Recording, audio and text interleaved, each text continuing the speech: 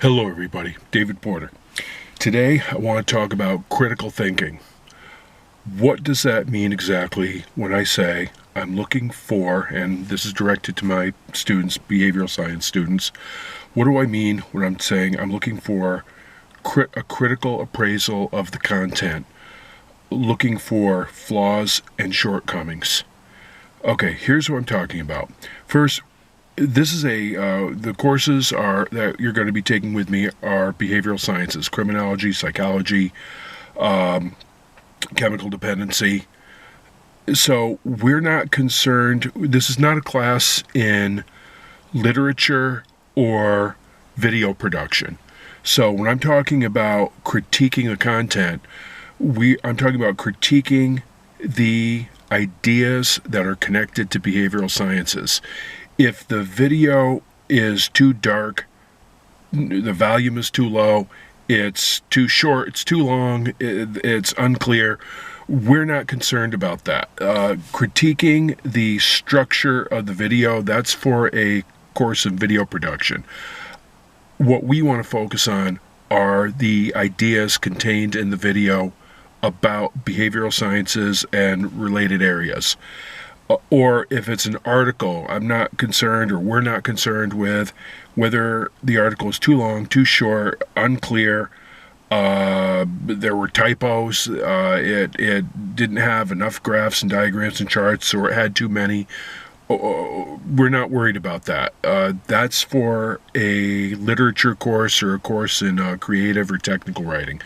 We want to focus on the ideas therein which are relevant to behavioral science.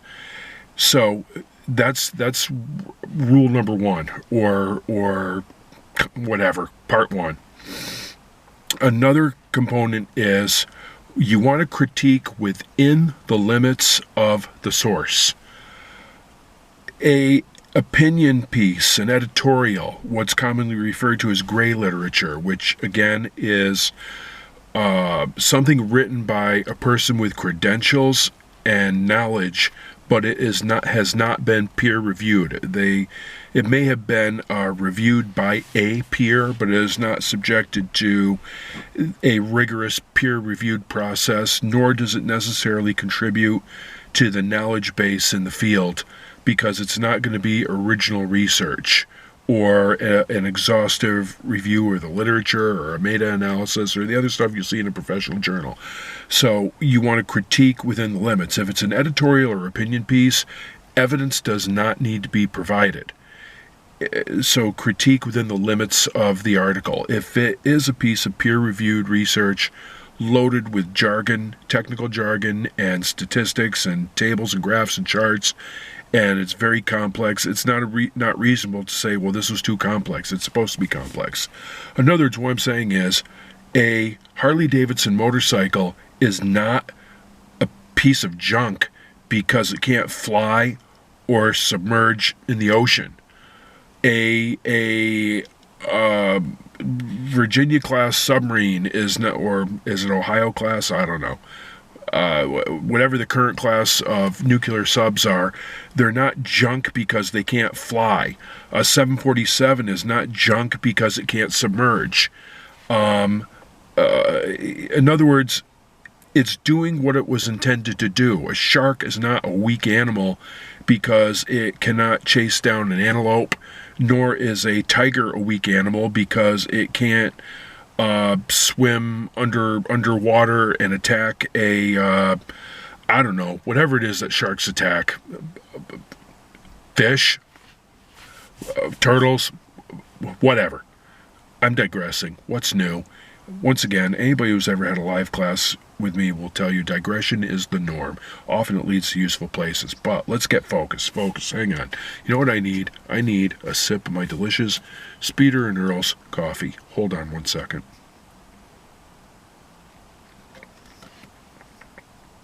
Oh, that is good. And now my synapses are firing. Here we go. Where was I? You want to critique within limitations. Something is not bad or inadequate because it operates very well within its intended limitations. So you want to critique articles and videos, grey literature versus professional literature, within its limitations. Number 3, generally speaking, be skeptical of every new piece of information that comes your way. Don't just grab a hold of a new idea that's presented to you and run with it. Chew on it. Digest it. Think about it. Reflect on it. And consider its validity, its reliability, its accuracy. And also be aware of your own emotional reactions to it. Don't confuse emotions with facts, or an emotional response with the validity of the content. Another thing is, I guess, where are we? I think we're up to point number 4. Do not mindlessly embrace and follow trends and narratives. Just because everyone else is following a trend, it does not mean that's a good thing. Just because there is some predominant narrative that you hear repeated over and over, that does not necessarily make it so. Repetition is not proof.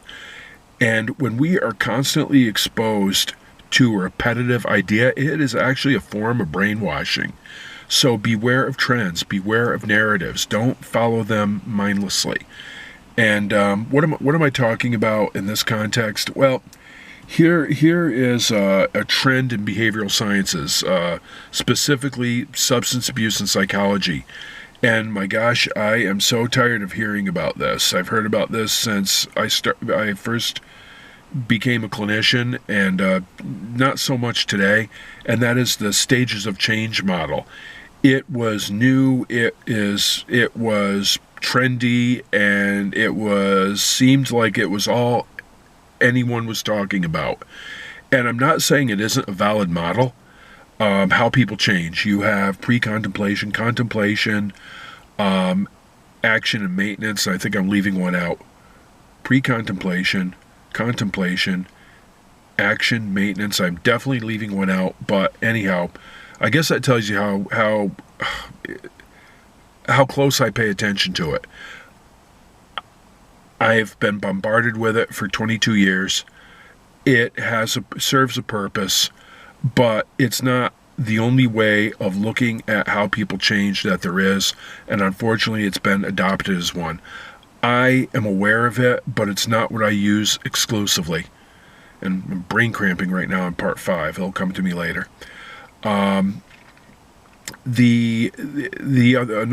one is this hub and spoke model that's being used in addiction treatment, where you have a clinic which is a hub, and then you have satellite clinics which are the spoke. And oh my gosh, I am so tired of hearing hub and spoke. It was stages of change, then it's now it's hub and spoke, and it is just very, very tiresome to hear the same thing over and over again. It's not all there is. It is not the only way of doing things, and just because everyone else is doing it and following it does not make it so. Mass audience appeal and repetition is not evidence. Just because something seems like a good idea and it's very intuitive, it seems to make sense, and a lot of people are hopping on board, does not make it so. Stop, breathe, think. That's what AA says. Slow down. Reflect on the information you're presented with instead of accepting it without question. It may be a great idea, but check your assumptions. Question your beliefs. And we're on to part 5 or part 6. Someone's just doing a U-turn here in the parking lot. You know, I go to places like this, so I think I can have privacy to do these videos. Somebody has to show up. Murphy's Law. By the way, more about Mr. Murphy of Murphy's Law. Anything that can go wrong will go wrong at another time. Okay, the last part, I think part number 6, is in regards to critical thinking. Be aware of your core beliefs, your assumptions. Check your assumptions. Identify your core beliefs. Now, how do you do that? That's really difficult, because our core beliefs and our assumptions are so deeply rooted and probably formed so many years ago that we overlook them. It's very easy to do that. A big part of what therapists are taught to do is to identify their own assumptions and core beliefs and help other people recognize their assumptions and core beliefs. It's not easy to do. And one method is just pay attention. Your core beliefs will emerge they're already there. Your awareness of them will emerge over time. Your assumptions will emerge over time. And when you find one, take note of it.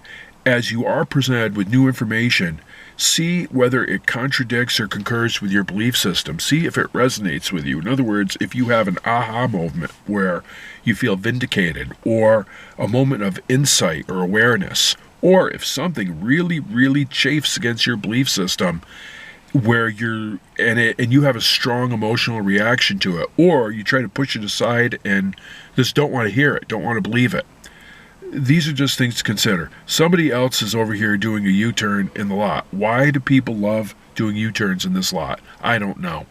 Anyhow, I think that's all I wanted to say for now about critical thinking. So please, everyone in my classes, integrate this into your discussions. This is the type of high quality content that is going to help everybody learn better. And you know what? If you're not in my class, just consider the importance of doing this in everyday life. So everyone, thank you for watching. Please be safe and hit subscribe.